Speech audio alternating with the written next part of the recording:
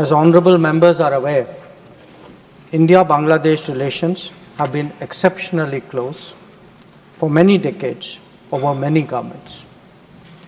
Concern about recent violence and instability there is shared across the political spectrum.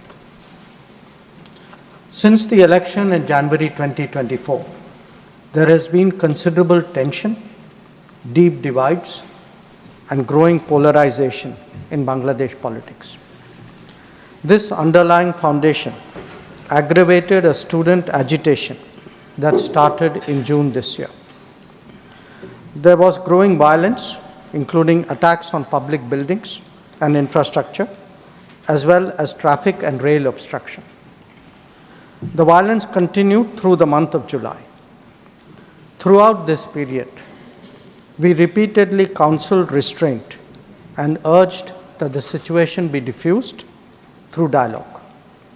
Similar urgings were made to various political forces with whom we were in touch. So, despite a Supreme Court judgment on 21 July, there was no let-up in the public agitation. Various decisions and actions taken thereafter only exacerbated the situation. The agitation at this stage coalesced around a one-point agenda, that is that the Prime Minister, Sheikh Hasina, should step down. On 4th August, events took a very serious turn.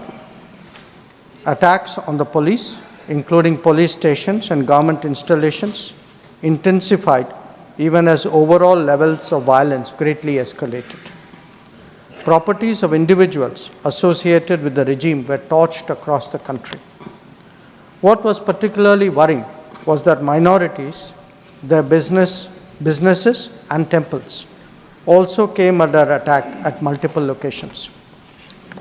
The full extent of this is still not clear.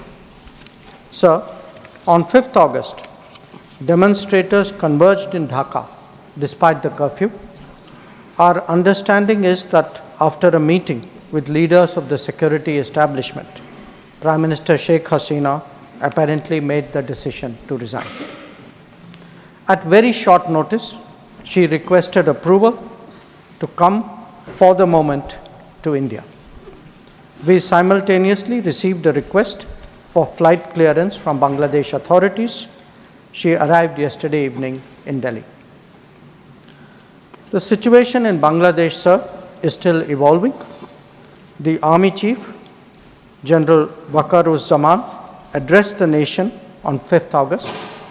He spoke about assuming responsibility and constituting an interim government. We are in close and continuous touch with the Indian community in Bangladesh through our diplomatic missions. There are an estimated 19,000 Indian nationals there, of which about 9,000 are students. The bulk of the students, however, have already returned to India in the month of July on the advice of the High Commission. In terms of our diplomatic presence, in addition to the High Commission in Dhaka, we have Assistant High Commissions in Chittagong, Rajshahi, Khulna and Sylhet. It is our expectation that the host government will provide the required security protection for these establishments. We look forward to their normal functioning once the situation stabilizes. Chairman, sir, we are also monitoring the situation with regard to the status of minorities. There are reports of initiatives by various groups and organizations to ensure their protection and well-being. We welcome that, but will naturally remain deeply concerned till law and order is visibly restored. Our border guarding forces have also been instructed to be exceptionally alert in view of this complex situation. In the last 24 hours, we have also been in regular touch with the authorities in Dhaka. This is the situation as of now. I seek the understanding and support of the House in regard to sensitive issues regarding an important neighbor on which there has always been strong national consensus. Thank you.